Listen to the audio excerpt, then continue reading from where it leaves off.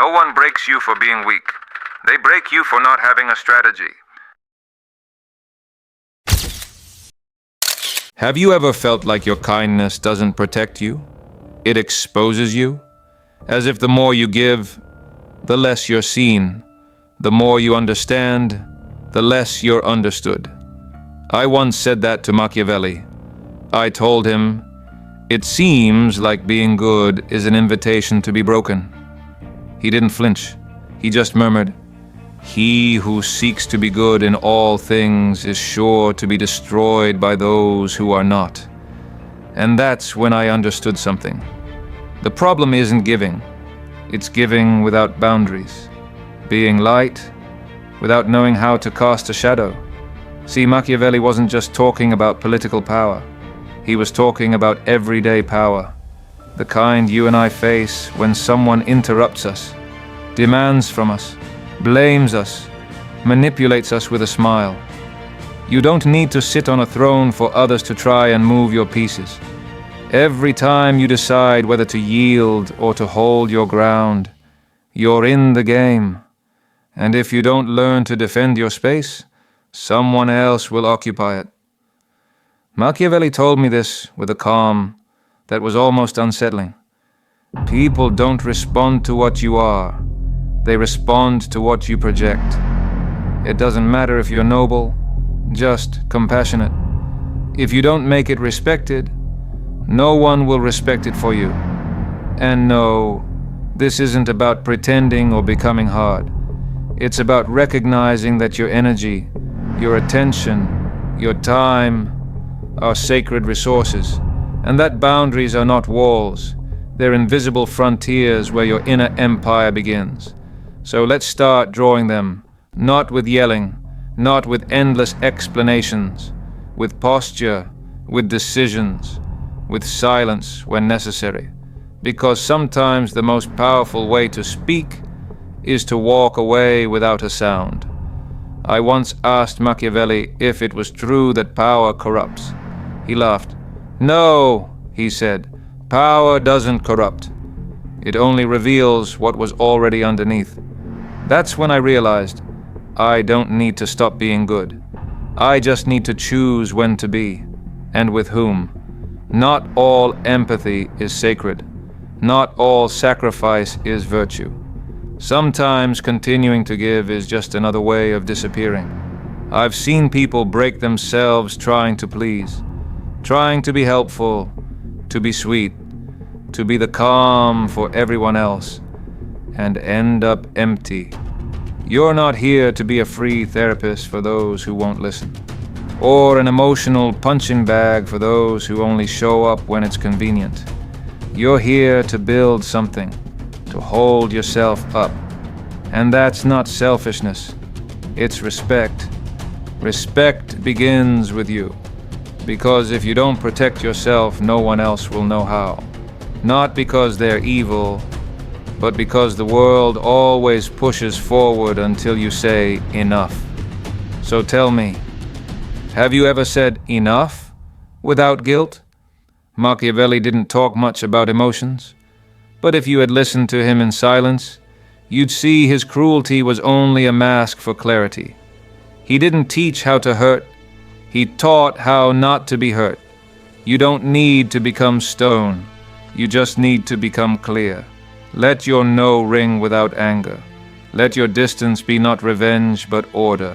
Let your presence carry weight, and your absence meaning.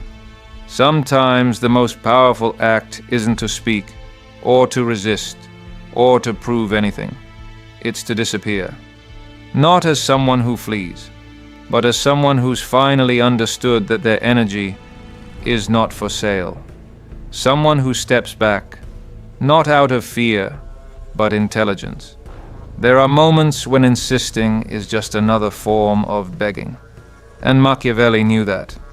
Withdraw when the ground is no longer fertile, he'd tell me, and let silence be your most eloquent reply, because there are absences that weigh more than forced presences, and pauses that teach more than 1,000 explanations.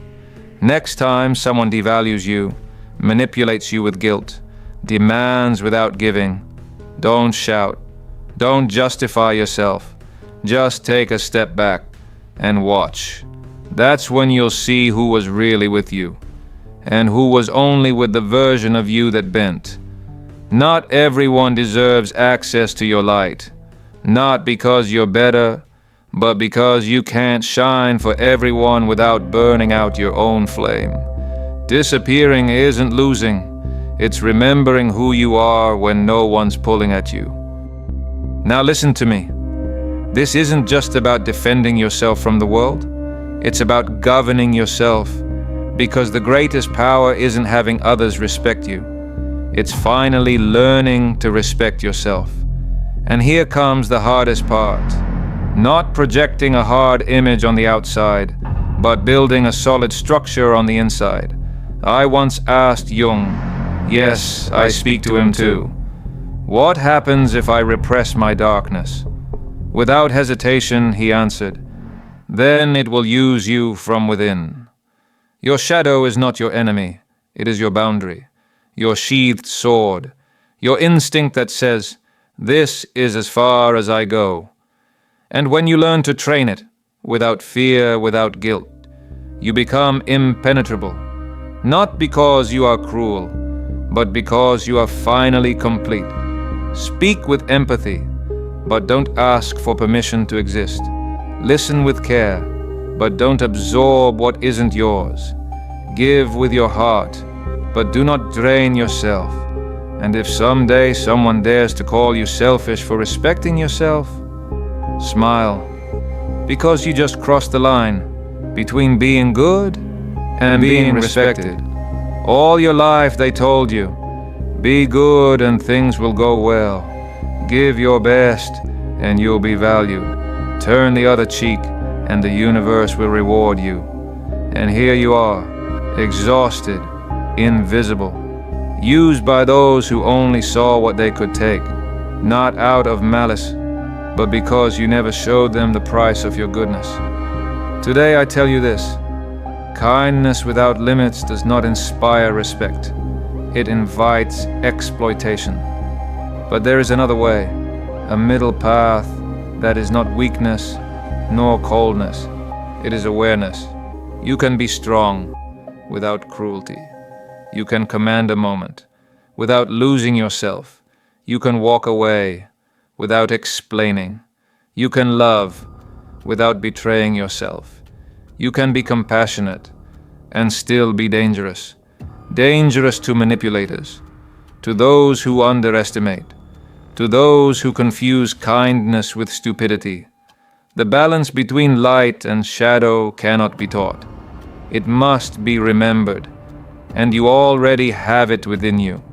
You just have to stop asking for permission to be whole. Because yes, you can be kind by choice, firm out of self-respect, and free, finally free, from having to explain who you are to those unwilling to see you. You're not the same anymore. Now you know your silence can scream, your absence can teach, and your no can build an invisible empire. One where you rule, one where you choose who enters, and how far. Do you see it now? You don't have to choose between being good and being strong. You just have to learn to be both at the same time, but never again. Never again be good just to be liked. Can you feel it? That weight you just let go of is your shadow rising to its feet. And believe me, it was time. Do you know someone who gives too much and receives too little? Share this. And if you too are waking up, subscribe. This is where we speak with those who are done being silent.